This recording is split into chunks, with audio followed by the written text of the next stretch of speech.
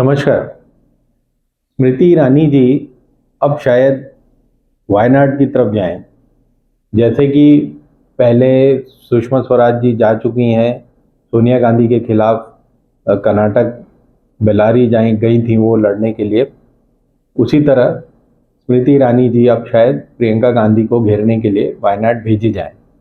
लेकिन 10 साल के उनके कार्यकाल में पहली बार वो मंत्री बनी थी तो हार के आई थी और बना दी गई थी, फिर राज्यसभा चले गई।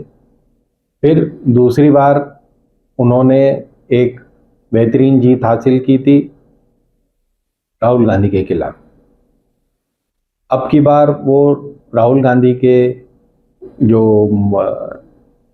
कार्य रक्षक थे, जो वहाँ पे उनके कार्यकर्ता थे, उनकी अमेठी कॉन्स्टिट्यूंसी की देखभाल करते थे, उनसे हार गई हैं।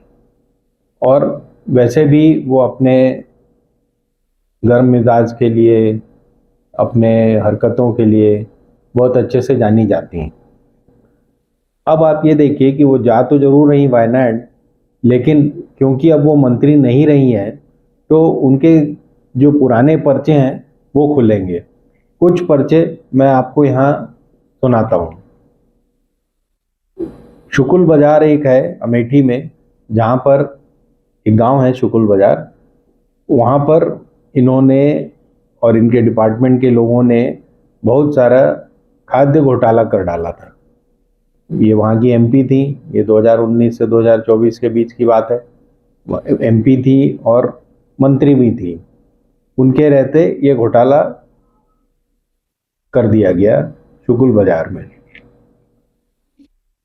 बाद में वो माइनॉरिटीज डिपार्टमेंट भी उनके अंडर में था कुछ टाइम, तो वहाँ पता चला कि 830 फर्जी माइनॉरिटी इंस्टीट्यूशंस को 144 करोड़ रुपए बांट दिए गए हैं। हालांकि इसकी जांच के आदेश उन्होंने सीबीआई को दिए, लेकिन उसके आगे क्या हुआ आज तक किसी को पता नहीं चला है। 2017 में सूरत में एक पीआईएल दाखिल हुई थी कि इन्होंने अपने एमपी लाइट्स फंड का दुरुपयोग किया है। 5 करोड़ 93 लाख या ऐसा कुछ फंड का इन्होंने बंदरमाट कर दिया था कुछ एनजीओज को, और 83 लाख के कोई बिल भी अवेलेबल नहीं थे। हाई कोर्ट ने बड़ा सख्त रूप अपनाया था, लेकिन जैसा कि उस अमृतकाल में हो रहा था, ऐसा कोई भी काम जो ईरानी जी के खिलाफ जा रहा था वो दरी के नीचे, ब्रश्ड अंडर द कारपेट, वहां चला गया। 2019 में ही स्मृति ईरानी जी के पति हैं जुबिन ईरानी, जो कुछ छोटे मोटे बड़े, आजकल क्योंकि मंत्री पति थे इसलिए कुछ बड़े धंधों में भी लग गए थे, लेकिन इसी तरह के धंधे वो करते रहते थे। उनकी एक हॉस्पिटैलिटी कंपनी है, उसका नाम है मरकज हॉस्पिटैलिटी लिमिटेड, उसमें वो पार्टनर है। उन्होंने 2 प्लॉट खरीद लिए बांधवगढ़ में, 2019 की ये बात है। गांव के लोगों ने बड़ा हल्ला मचाया कि ये तो स्कूल ग्राउंड था। किसी गुप्ता जी ने, जो एक समृद्ध आदमी थे उस गांव के, उन्होंने वो भेंट किया था गांव को, स्कूल को, ताकि वहाँ बच्चे खेल सकें। उस पर ये जुबिन ईरानी एंड कंपनी ने कब्जा कर लिया। बहुत हल्ला वल्ला मचा, लेकिन उन्होंने अपना घेरा वेरा डाल के वहाँ पे ये कुछ, क्योंकि बांधवगढ़ नेशनल पार्क वहीं पर है, तो ये वहाँ पर अपना कुछ होटल वोटल खोलना चाहते थे। काफ़ी हंगामा हुआ तो शायद वो खोल तो नहीं पाए, लेकिन कब्जा आज भी शायद बरकरार है। गांव के लोग उन्हें, स्मृति ईरानी को, रानी साहिबा करके, या तो मजाक में कहते होंगे, संबोधित करते थे। तो ये उनकी पुरानी कारगुजरियाँ हैं। अगर इनके चिट्टे खोले जाएं, जो कि आज नहीं तो कल खुलेंगे ही, तो इस पर कार्रवाई होनी चाहिए।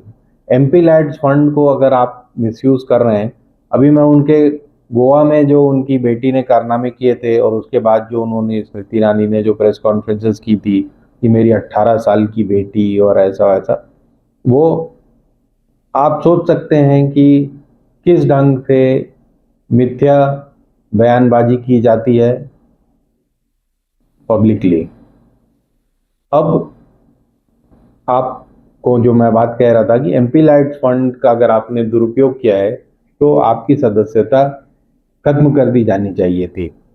और इसका जो ओम बिरला उस समय लोकसभा स्पीकर थे, इसकी जांच उन्हें करानी चाहिए थी। ये हाई कोर्ट में गया मामला अलग बात है, लेकिन इसकी जांच उन्हें करानी चाहिए थी, जो उन्होंने नहीं कराई।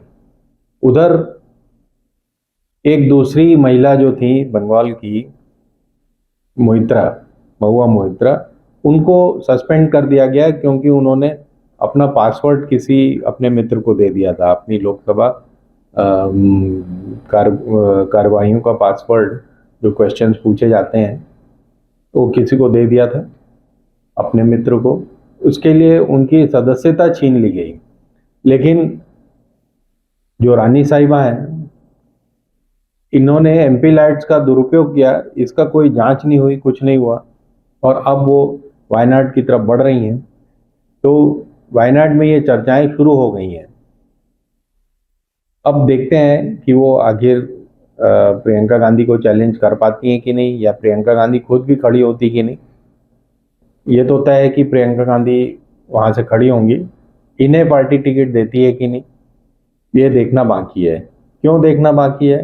क्योंकि उन्हीं की तरह ऐसे ऐसे बात करने वाली एक और हीरोइन अब बॉम्बे से दिल्ली की तरफ आ चुकी हैं, वाया मंडी। तो देखते हैं अब क्या होता है। धन्यवाद। हिंदुस्तान जिंदाबाद।